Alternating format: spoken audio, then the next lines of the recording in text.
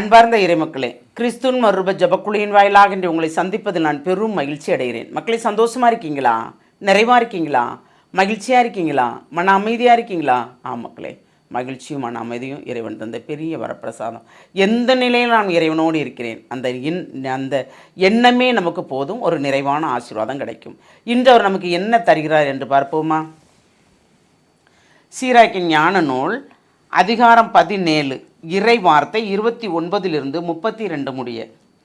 ஆண்டவரின் இரக்கம் எத்தனை பெரியது, அவரிடம் மனம் திரும்புவோருக்கு அவர் அளிக்கும் மன்னிப்பு எத்தனை மேலானது. எல்லாமே மனிதரின் ஆற்றலுக்கு உட்பட்டது இல்லை. மனிதர் இரவாமை பெற்றவர் அல்ல. கதிரவனை விட ஒளி மிக்கது எது? ஆயினும் சூரிய கர்ணமும் உண்டு. ஊனும் உதிரமும் கொண்ட மனிதர் தீமை பற்றியே சிந்திக்கின்றனர். அவர் உயர் வானத்தின் படைகளை வகைப்படுத்துகிறார். மனிதர் அனைவரும் புழுதியும் சாம்பலுமே. Praise the Lord.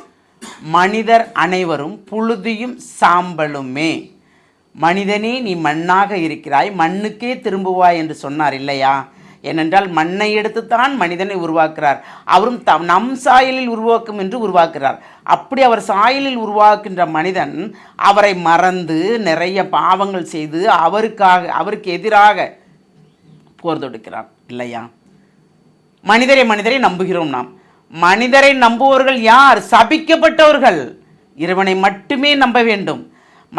மனிதரை மட்டும் நம்பி நாம் அவரோடு கூட இணைந்திருந்தால் அதில் என்ன பலன் கிடைக்கிறது? ஒன்றுமே இல்லை. பின்பு நாம் வெறுமையாக தெருவில் நிற்போம். இதுதான் உண்மை. எத்தனையோ நடந்திருக்கு இல்லையா? எவ்வளவோ சொல்லலாம் நம்ம. ஆனால் அது நமக்கு தேவையில்லை. நாம் மனிதரை நம்புவதை விட இறைவனை நம்பும்போது நமக்கு எது எது தேவையோ அனைத்தையும் தருவார் இல்லையா? இந்த நாட்கள், வருகின்ற நாட்கள் அனைத்தையுமே பாவத்தை குறித்தே தான் கொடுக்கிறார் நமக்கு இல்லையா? மனம் திரும்புங்கள், மன்னிப்பு பெறுவீர்கள், உங்கள் குற்றங்குறைகளை விட்டுவிடுங்கள், குற்றங்குறைகளை குறைத்து கொண்டு விட்டுவிட்டு தான தர்மங்களில் நிலைத்து நிறுங்கள், இறைவனை நாடுங்கள், நன்மை செய்வதில் கருத்தாயிருங்கள் என்றே அவர் நமக்கு சொல்லுகிறார் இல்லையா? அப்போ நாம் நன்மை செய்வதில் கருத்தாக இருக்கும்போது ஆண்டவர் நமக்கு உகந்தது அனைத்தும் எது தேவை அவருக்கு தெரியுமே. நமக்கு என்ன வேணும் என்ன வேண்டாங்கிறது அவருக்கு தெரியுமே. அதை அவர் நமக்கு செய்து தருவாரே இல்லையா?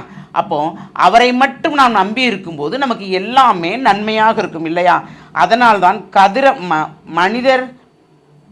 மனிதர் இரவாமை பெற்றவர் அல்ல.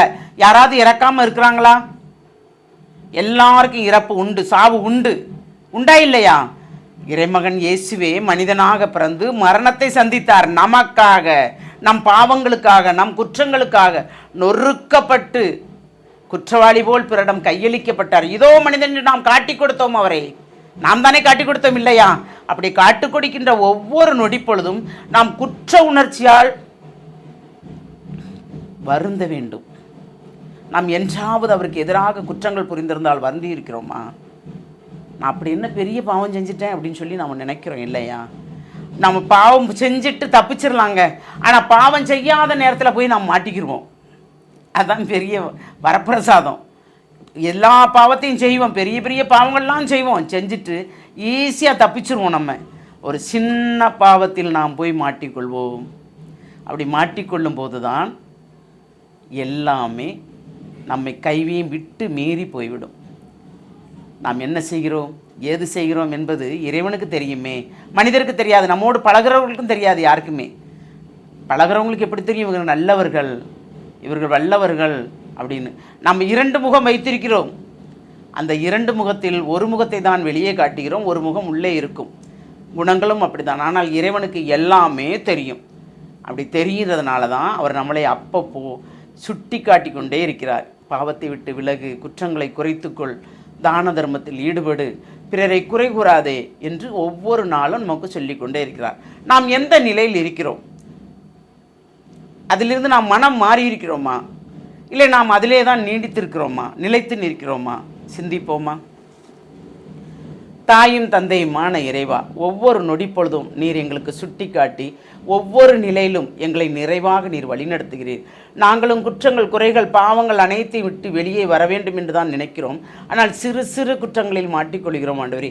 இனி அந்த குற்றங்களை நாங்கள் புரியாதவாறு தேவன் நீர்தாமே எங்களை தற்காத்து வழிநடத்த வேண்டும். ஆமாண்டவரே. ஆனால் நாங்கள் குற்றங்கள் புரிந்துவிட்டு நாங்கள் மனிதர் தானே, நாங்கள் பலகீனமானவர் தானே என்று எங்களை நாங்களே தேற்றிக்கொள்வது போல் ஒரு வார்த்தை சொல்லுகிறோம். இனி அவ்வார்த்தை எங்கள் வாயிலிருந்து வராத வாரும். எங்கள் குற்றங்கள் பெரிது, எங்கள் பாவங்கள் பெரிது, அதனால்தான் எங்களுக்கு இது நடந்தது என்று நாங்கள் அதை மனமுவந்து ஏற்றி எங்கள் குற்றங்களிலிருந்து வெளியே வரும்படி தேவரீர் நீர்தாமே எங்களுக்கு வரமளிக்க வேண்டும் என்று உம்மை இறைஞ்சி மன்றாடுகிறோம். எங்கள் ஜெபங்கேக்கும் நல்ல பிதாவே. ஆமேன், ஆமேன், ஆமேன்.